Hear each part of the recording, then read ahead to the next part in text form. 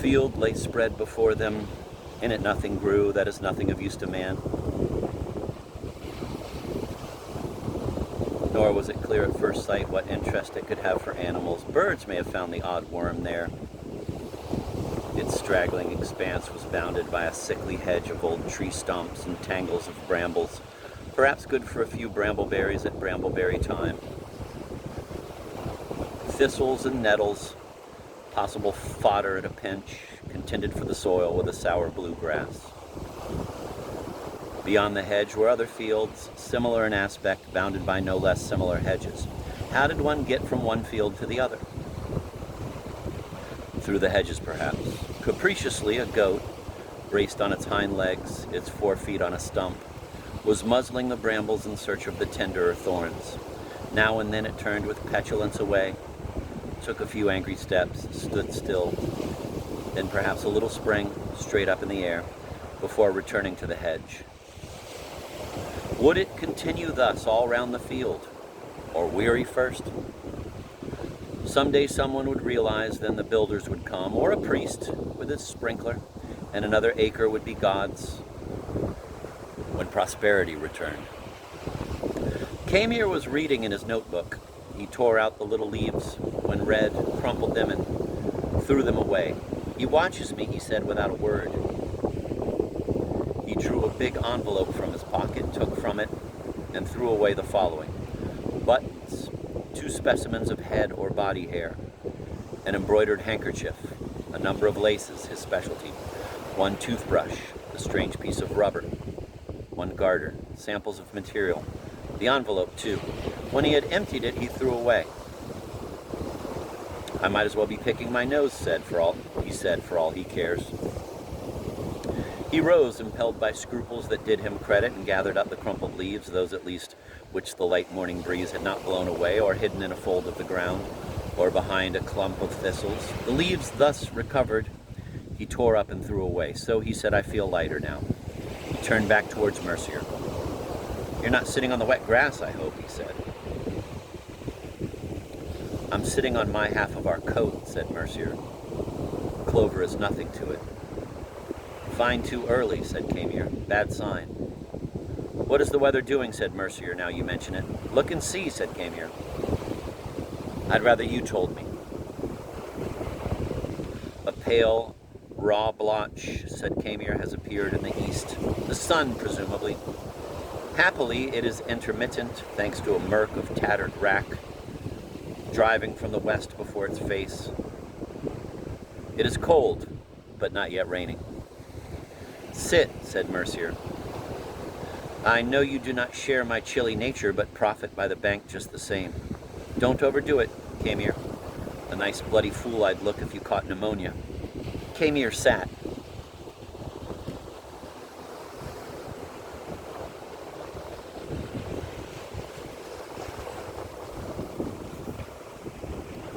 "Cuddle close," said Mercier, "snug and warm. Now look, like me, wrap the slack round your legs. So. All we need now is the hard-boiled egg and bottle of pop." "I feel the damp creeping up my crack," said Camier.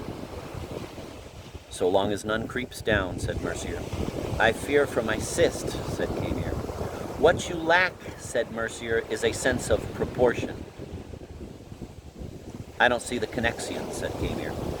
"Just so," said Mercier. "You never see the connexion. When you fear for your cyst, think of your fistula. And when you tremble for your fistula, consider your canker. This method holds equally for what is called happiness. Take one, for example, entirely free from pain all over, both his body and the other yoke. Where can he turn for relief? Nothing simpler. To the thought of annihilation. Thus, whatever the conjuncture, nature bids us smile, if not laugh. And now let us look things calmly in the face." After a moment's silence, Camier began to laugh. Mercier, in due course, was tickled too. Then they laughed long together, clutching each other by the shoulders so as not to collapse. "What innocent merriment," said Camier finally. "Well, you know what I mean," said Mercier.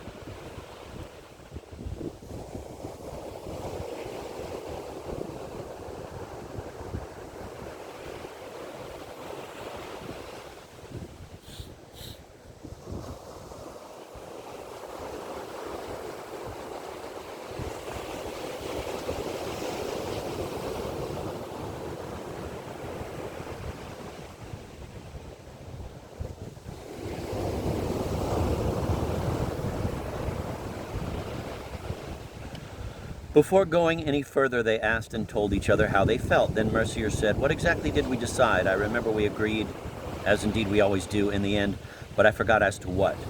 But you must know, since it is your plan, is it not, we are putting into execution?"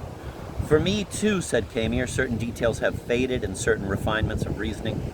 So if I have any light to throw, it is rather on what we are going to do, or rather again on what we are going to try and do, than on why we are going to try and do it." "I'm ready to try anything," said Mercier, "so long as I know what." "Well," said Camier, "the idea is to return to town at our leisure and stay there for as long as necessary." "Necessary for what?" said Mercier. "For retrieving our belongings," said Camier, "or giving them up for lost." "It must indeed have been fine and rich in refinements," said Mercier, "the reasoning responsible for that." "It would seem to have seemed to us," said Camier, "though I cannot swear to it, that the sack is the crux of the whole matter, in that it contains, or did contain, certain objects we cannot dispense with." "But we have reviewed its entire contents," said Mercier, "and deemed them superfluous without exception." "True," said Camier, "and our conception of what is superfluous can scarcely have evolved since yesterday. Whence then our disgust? Whence then our disquiet?" "Well, whence?" said Mercier. "From the intuition," said Camier, "if I remember right, that the said sack contains something essential to our salvation." "But we know that is not so," said Camier. "You know the faint, imploring voice," said Camier, "that drivels to us on and off of former lives." "I confuse it more and more," said Mercier, "with the one that tries to cod me I'm not yet dead. But I take your meaning." "It would seem to be some such organ," said Camier, "that for the past 24 hours has not ceased to murmur, 'The sack! Your sack!' Our latest heart-to-heart made this quite clear." "I recall nothing of the kind," said Mercier. "And so the need for us," said Camier, "if not to find, at least to look for it, and for the bicycle, and for the umbrella." "I fail to see why," said Mercier. "Why not the sack alone, since our concern is with the sack alone?" "I, too, fail to see why," said Camier. "Exactly why. All I know is that yesterday we did see why. Exactly why. When the cause eludes me," said Mercier, "I begin to feel uneasy." Here Camier was alone and wetting his trousers.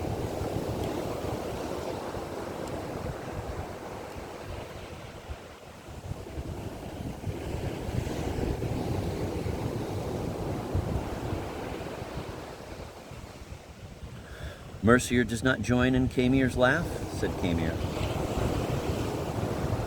"Not just this once," said Mercier. "This thing we think we need," said Camier, "once in our possession and now no longer so, we situate in the sack as in that which contains, but on further thought, nothing proves it is not in the umbrella or fastened to some part of the bicycle. All we know is we had it once and now no more, and even that we do not know for sure."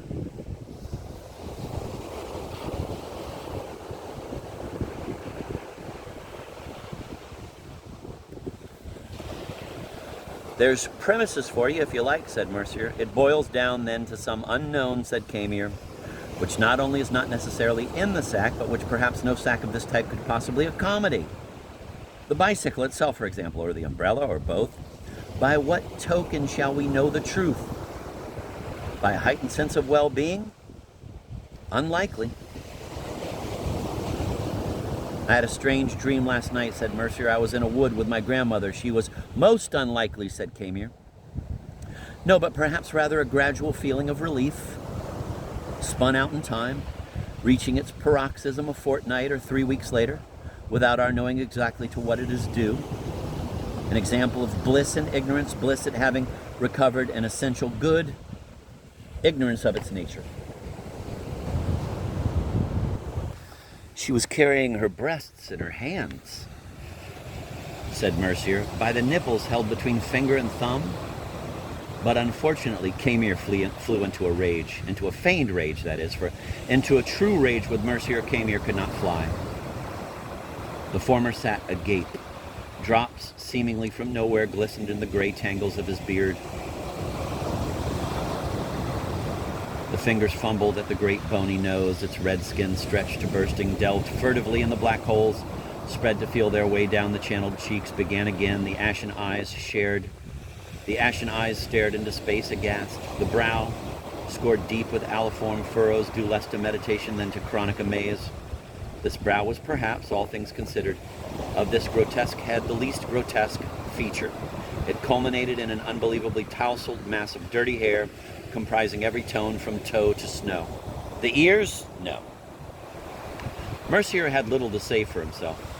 "You asked me to explain," said Camier. "I do so, and you don't mind me." "It's my dream came over me again," said Mercier. "Yes," said Camier, "instead of minding me, you tell me your dreams. And yet you know our covenant. No communication of dreams on any account. The same holds for quotes. No dreams or quotes at any price." He got up. "Do you feel strong enough to move?" he said. "No," said Mercier.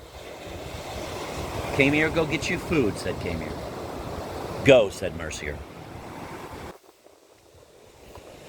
The stout little bandy legs carried him in no time to the village, from the waist up, all swagger and swing and act.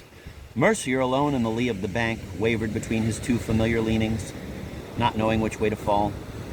Was not the outcome the same? In the end, he said, I am Mercier, alone, ill, in the cold, the wet, old, half mad, no way on, no way back. He eyed briefly with nostalgia the ghastly sky, the hideous earth. At your age, he said, another act, immaterial. I was about to go, said Mr. Camier, all hope abandoned. George, said Camier. 5 sandwiches, 4 wrapped and 1 on the side. You see, he said, turning graciously to Mr. Camier, I think of everything.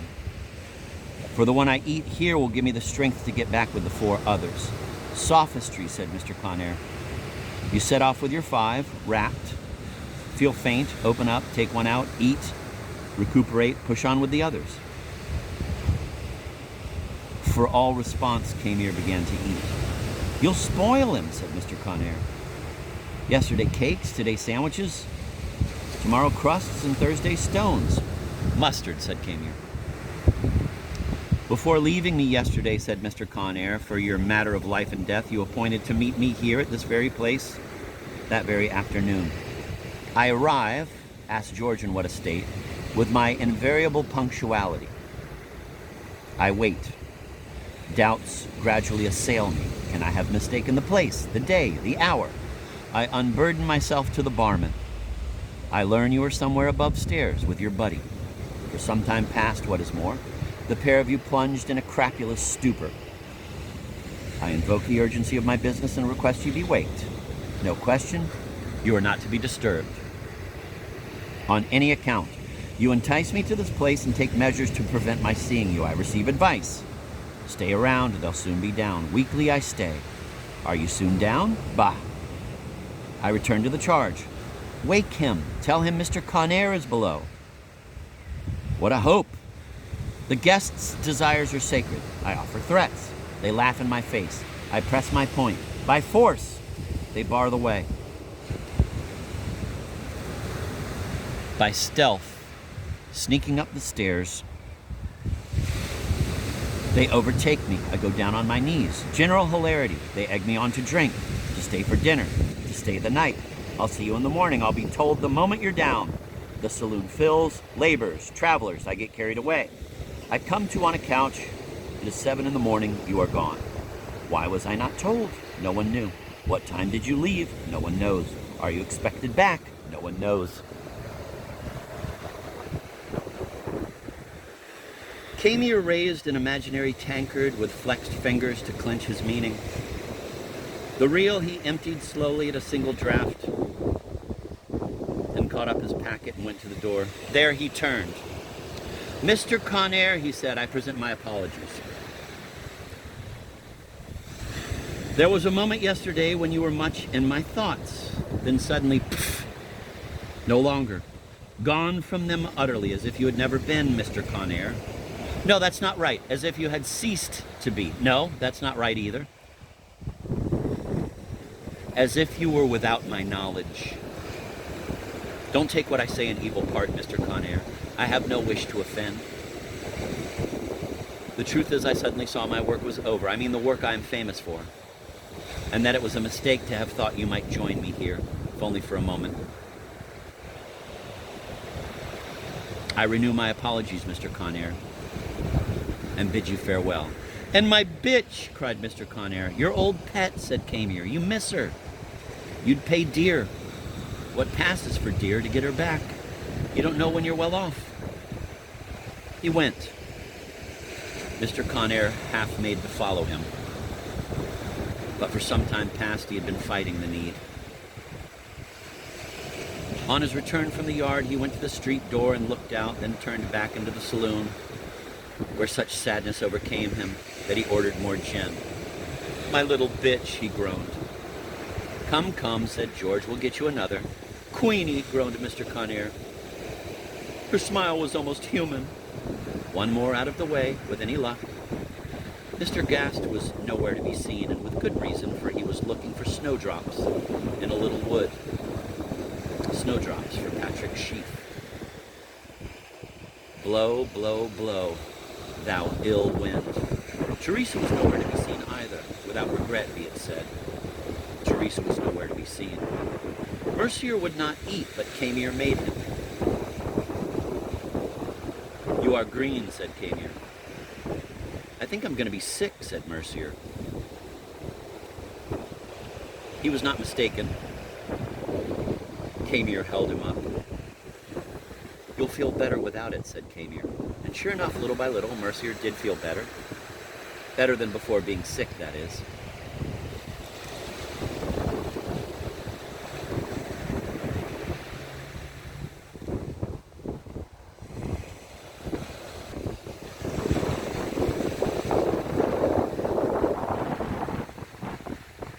It's all the dark thoughts I've been revolving, said Mercier, ever since you went. I have been wondered if you had abandoned me. Leaving you the raincoat, said Camier. There's every reason to abandon me, I know, said Mercier. He reflected a moment. It takes Camier not to abandon Mercier, he said. Can you walk, said Camier. I'll walk, never fear, said Mercier. He got up and took a few steps. How's that, he said. The raincoat, said Camier. Why not dump it? What good is it? It retards the action of the rain, said Mercier. A cerecloth, said Camier. You go too far, said Mercier. Do you want my honest opinion, said Camier. The one who has it on is no less to be pitied, physically and morally, than the one who has it off. There's something in what you say, said Mercier. They contemplated the raincoat where it lay spread out at the foot of the bank. It looked flayed. Flitters of checkered lining, its ghostly tartan rending to behold, still clung to the shoulders. A paler yellow marked those patches where the wet had not yet soaked through. Let us be gone from here, said Camier. Shall we not throw it away, said Mercier. Let it lie where it is, said Camier. No needless exertion. I should have liked to launch it, said Mercier. Let it lie there, said Camier. Soon no trace of our bodies will subsist. Under the action of the sun, it will shrivel like dead leaf. We could bury it, said Mercier. Don't be mawkish, said Camier. Otherwise someone will come and take it, said Mercier. Some verminous brute. What do we care, said Camier. True, said Mercier, but we do. Camier moved off. After a little, Mercier came up with him. You may lean on me, said Camier. Not now, said Mercier, irritably. What has you looking back all the time, said Camier. It moved, said Mercier. To wave, said Camier. We didn't leave anything in the pockets by any chance, said Mercier. Punched tickets of all sorts, said Camier. Spent matches. Scraps of newspaper bearing in their margins the obliterated traces of irrevocable rendezvous. The classic last tenth of pointless pencil. Crumples of soiled bump. A few porous condoms. Dust. Life, in short. Nothing will be needing, said Mercier. Did you not hear what I said, said Camier. Life. They went a little way in silence, as every now and then it was their wont. We'll take 10 days if need be, said Camier. No further transport, said Mercier. What we seek is not necessarily behind the back of beyond, said Camier. So let our watchword be, seek, said Mercier. We are not faring for the love of faring. that I know of, said Camier. Cunts we may be, but not to that extent. He cast a cold eye on Mercier. Don't choke, he said. If you have anything to say, now speak. I was thinking of saying something, said Mercier, but on second thoughts, I'll keep it to myself. Selfish pig, said Camier. Go on, you, said Mercier. Where was I, said Camier. Let our watchword be, said Mercier. Ah, yes, said Camier. Lent, and circumspection, with deviations to right and left and sudden reversals of course. Nor let us hesitate to halt for days and even weeks on end. We have all life before us. All the fag end, that is.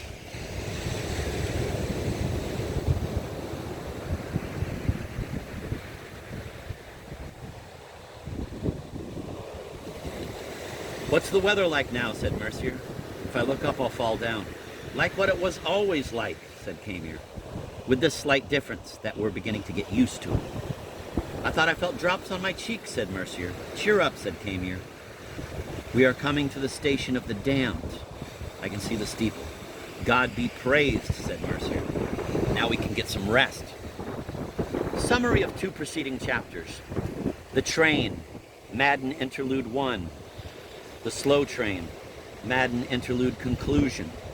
The village, the inn, Mr. Gast. The beasts on the roads. The farmers, Mercier's dream. The journey in jeopardy. Camier's presence of mind. Patrick's illness. Mercier and Camier mount. Mr. Graves. Patrick's death. His second last words. Camier Interlude 1. Mr. Gast treats of the guest. Mr. Gast's vision. Camier Interlude 2. Mercier and Camier sleep. Next day, the field, the goat, the dawn. Mercier and Camier laugh. Mercier and Camier confer. Camier laughs alone. Mercier's face. Camier departs. Mercier alone. The end. Camier Interlude Conclusion. The snowdrops. Mercier eats and vomits. The raincoat.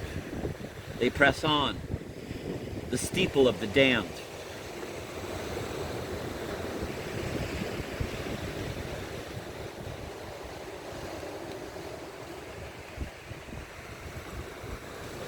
The day came at last when lo, the town again, first the outskirts, then the center. They had lost the notion of time, but all pointed to the Lord's Day, or day of rest. The streets, the sounds, the passers-by. Night was falling. They prowled about the center, at a loss where to go. Finally, at the suggestion of Mercier, whose turn it must have been to lead, they went to Helen's. She was in bed, a trifle unwell, but rose nonetheless and let them in, not without having first cried, from behind the door, "Who goes there?" They told her all the latest, their hopes, both shattered and forlorn. They described how they had been chased by the bull. She left the room and came back with the umbrella. Camier manipulated it at length. "But it's in perfect trim," he said. "Quite perfect." "I mended it," said Helen.